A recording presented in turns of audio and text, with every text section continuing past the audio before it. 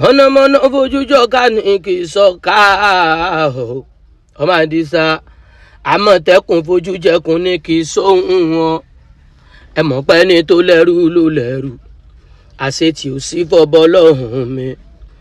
Gbogbo ìlú Lion Fuji tó bá ń dún mọ́ gbọ́ gbogbo ìlú Mr. Lion tó bá ń dún gbẹ̀dú máa dá yàtọ̀ nínú wọn náà ni o.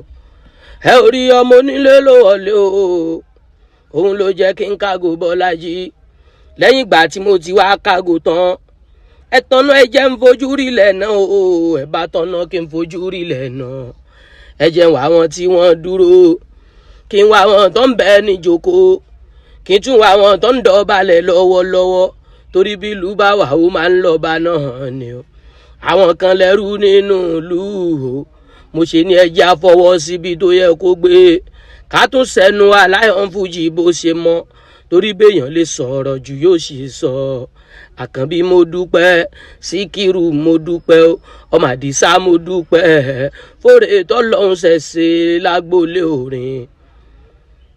Ẹ̀yin tèmi nípa ọ̀rọ̀ tó ń lọ lágbo Fuji ẹ jẹ́ kọ́kọ́ bí yín question kan náà ṣẹ́yìn lè sọ reason tó fi jẹ́ pé àwọn tó ń reign láti 1980 1990 náà ṣì ń reign dì sìn nínú Fuji. Ṣé mọ yóò ní hip hop artist tó ti lò pa tán ti lówó pa láti gbà yẹn sísìn.